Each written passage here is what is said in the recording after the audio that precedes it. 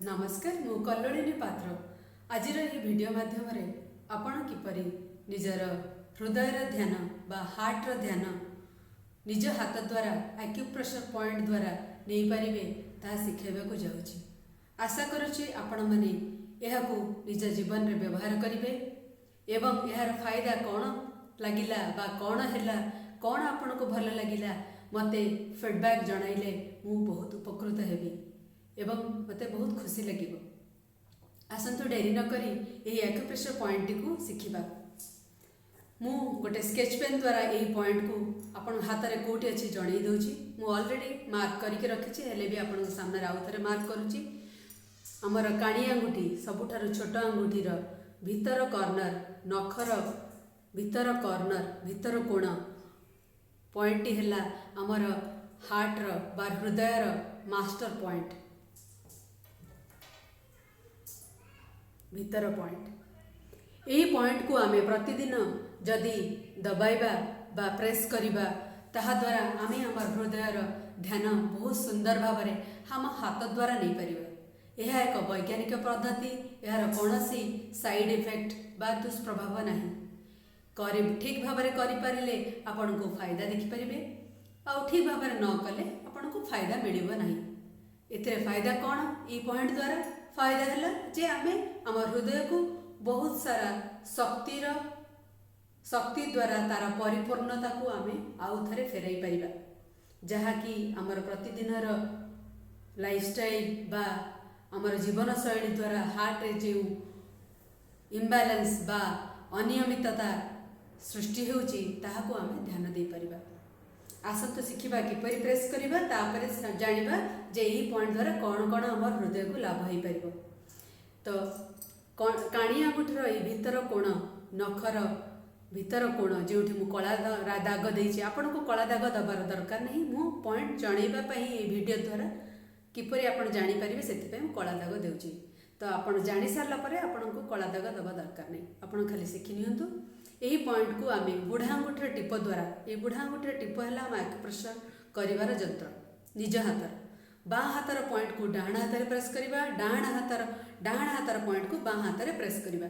तो मोर एटा बाँ हाथ मु डाण हाथ प्रेस करुची केमती प्रेस करी दबेबी माँ काणी अंगुठीर तलाड़ू सपोर्ट देली ये अंगुठी रे बुढ़ा अंगुठीर टिप द्वारा ये अंगुठी एक जगटी को जो कला दाग लगे रखी आप जानापी ये नखर कण को प्रेस कली टिके काटिला भाया दबेली छाड़िली दबेली छाड़िली दबेली छाड़िली यही दबेबाटा मोर 15 थर हबार अच्छी गोटे हाथ में।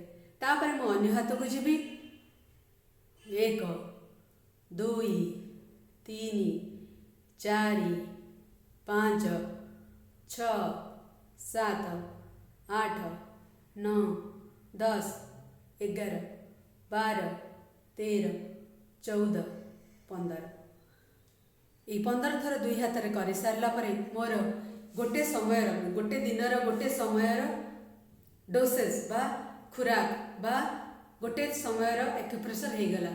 सकाळे खरा बेले और राति रे 3 टाइम आप एक्यूप्रेशर करें। थर को 15 थर गोटे हाथ में प्रेस कले पॉइंट टी को अन्य हाथ में पुणी 15 थर प्रेस कला अन्य गोटे समय सरीज यहीपरी कर दिन को 3 थर करेंगे। खाइबार आधा घंटा पूर्व एक्यूप्रेशर करंतु बा खाइबार आधा घंटा पर गोटे कौन से समय फिक्स करनियंतु बा निर्धारित करनियंतु से हिसाब रे आपण एक्यूप्रेशर करिवे।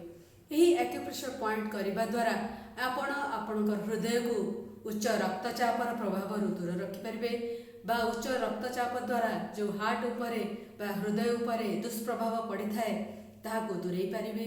प्रतिदिन हार्ट रो ए पॉइंट द्वारा आपण आहार रोगर निराकरण भी करें एवं रोगठू हृदय को दूरे भी रखिपारे।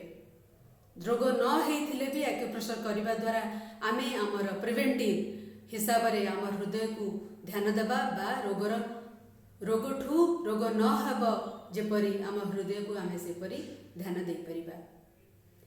हृदय विभिन्न प्रकार रोग अच्छी आपण जेकोसी ना नहीं पारती मेडिकल टर्म्स रे से सबू रोग आपण हृदय को दूर रखापी यह है गोटे बहुत बड़ शक्तिर उत्स हृदय ये पॉइंट टी। तो आपण को मोर एक अनुरोध जे आपण प्रतिदिन किछि समय दियंतु 2 मिनिट लगिव सकाळे 2 मिनिट खराबेले 2 मिनिट रातिरे 2 मिनिट समय दियंतु एवं आपण एक बहुत भल फिजिकल हृदयर बा ऑर्गन हिसाब रे एक भल हृदयर अधिकारी हुंतु एवं विभिन्न रोग को दूरेई रखंतु।